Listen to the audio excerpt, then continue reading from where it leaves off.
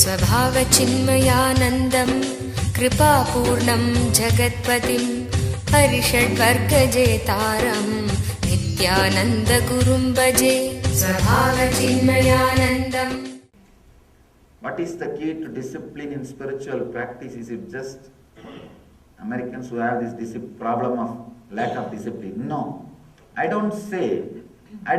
far as discipline and immorality concerned, it is a universal.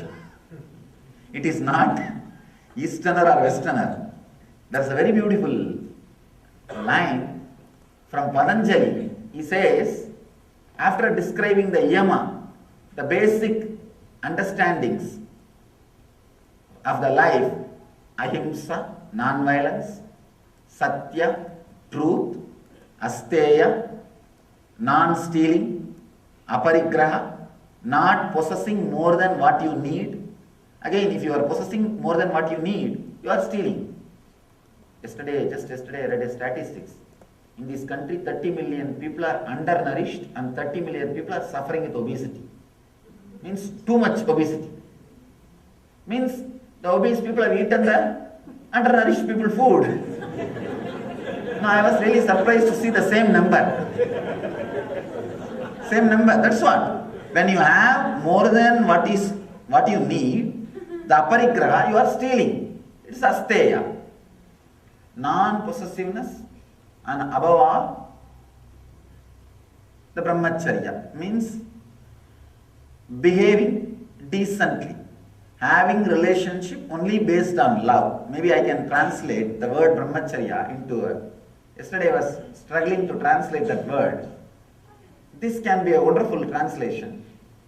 Having relationship only based on love, not based on anything else, can be there. Because a person who is having physical relationship only based on love, even when he has relationship, he will not have the side effects of the immorality. Side effects of or dangers of the anything else. He will have the more deeper, settled, balanced life. Anyhow, when Patanjali describes all these great 5 vows, he makes a statement, Sarvabhaumya Vrataha. Very beautiful statement, let me translate. These understandings are for the whole world forever. Bhashyakara says, like a morality is universal, immorality is also universal. Do not think in the West immorality is more or in the East immorality is more, nothing like that.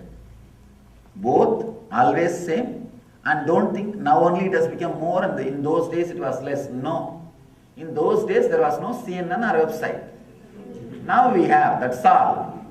I don't think there is any other difference because 5,000 years ago in Harappan culture, if you read their stone writings, whatever they carve in the stone, those words, it feels like a modern day morning newspaper, the newspaper editorial.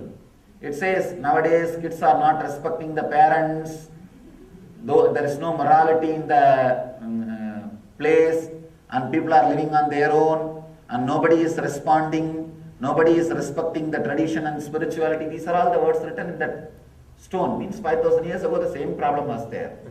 So relax. It's immorality is universal and eternal. Same way, vratam, morality, sarva, the yama and niyamas are also universal and eternal. There's no such thing as West or East or those days or nowadays. See, that those days concept is actually a fantasy. When you were young, everything was looking great because you are innocent. Not because everything was great. Because you were innocent.